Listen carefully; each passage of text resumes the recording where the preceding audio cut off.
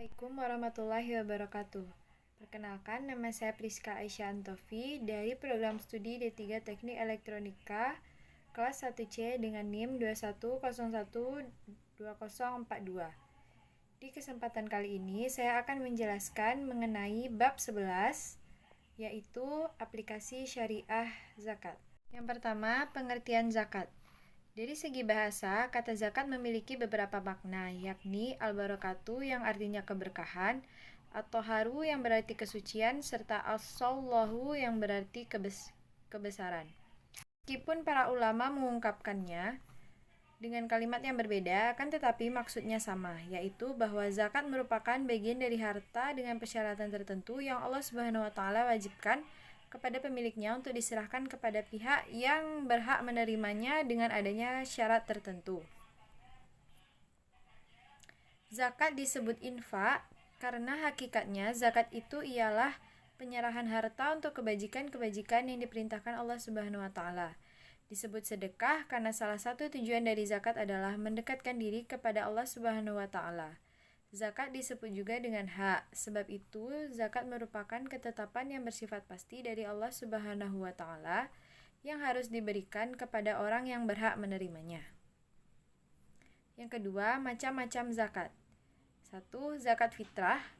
Pengertian fitrah ialah ciptaan, sifat asal, bakat, perasaan keagamaan, dan perangai, serta zakat fitrah adalah zakat yang berfungsi mengembalikan manusia muslim kepada fitrahnya dengan menyucikan jiwa mereka dari kotoran-kotoran yang disebabkan oleh pengaruh pergaulan dan sebagainya, sehingga manusia itu menyimpang dari fitrahnya.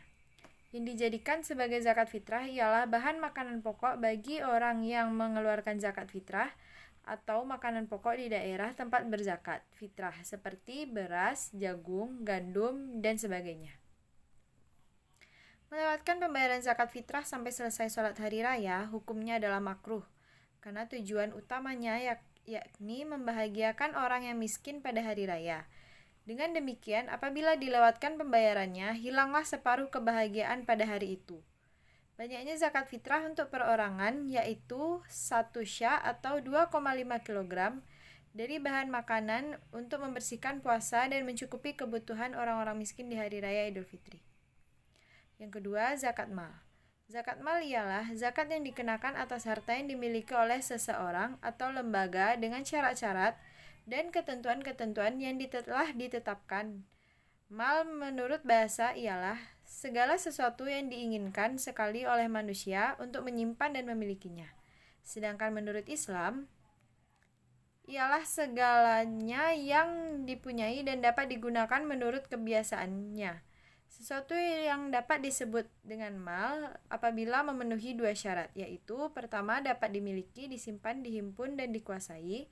Yang kedua dapat diambil manfaatnya sesuai gaibnya, seperti rumah. Berdasarkan Quran Surat At-Taubah ayat 60, terdapat 8 golongan orang yang menerima zakat. Antara lain fakir, miskin, amil, mu'alaf, riqab, gharimin, fisabilillah, dan ibnu sabil. Zakat ialah ibadah yang mengandung 2 dimensi, yakni dimensi hablum minallah dan dimensi minanas. Ada beberapa tujuan yang ini dicapai oleh Islam di balik kewajiban zakat. Yang pertama, mengangkat derajat fakir miskin dan membantunya keluar dari kesulitan hidup. 2. Membantu pemecahan masalah yang dihadapi oleh gharim, ibnu sabil, dan mustahik, juga lain-lainnya. 3. Membentangkan dan membina tali persaudaraan sesama umat muslim dan manusia pada umumnya. 4. Menghilangkan sifat kikir atau loba pemilik harta kekayaan. 5. Membersihkan sifat dengki dan iri dari hati orang-orang miskin. 6. Menjembatani jurang pemisah antara yang kaya dengan yang miskin dalam suatu masyarakat. Adapun hikmah dari zakat yang akan kita peroleh adalah 1. Menyucikan diri dari kotoran dosa, memurnikan jiwa, menumbuhkan akhlak mulia menjadi murah hati, memiliki rasa kemanusiaan yang tinggi dan mengikis sifat bakil, serta serakah sehingga merasakan ketenangan batin. 2. Menolong, membina, dan membangun kaum yang lemah untuk memenuhi kebutuhan pokok hidupnya, sehingga mereka dapat melaksanakan kewajiban-kewajibannya terhadap Allah Subhanahu wa taala. 3. Memberantas penyakit iri hati dan dengki yang biasanya muncul ketika melihat orang-orang yang sekitarnya penuh dengan kemewahan, sedangkan ia sendiri tidak memiliki apa-apa. 4. Menuju terwujudnya sistem masyarakat Islam yang berdiri di atas prinsip umat yang satu, persamaan derajat dan hak serta kewajiban. 5. Mewujudkan keseimbangan dalam distribusi dan kepemilikan harta serta keseimbangan tanggung jawab individu dalam masyarakat. 6. Mewujudkan kesejahteraan masyarakat yang ditandai dengan adanya hubungan seseorang dengan yang lainnya, rukun, damai, dan harmonis sehingga tercipta ketentraman dan kedamaian lahir batin.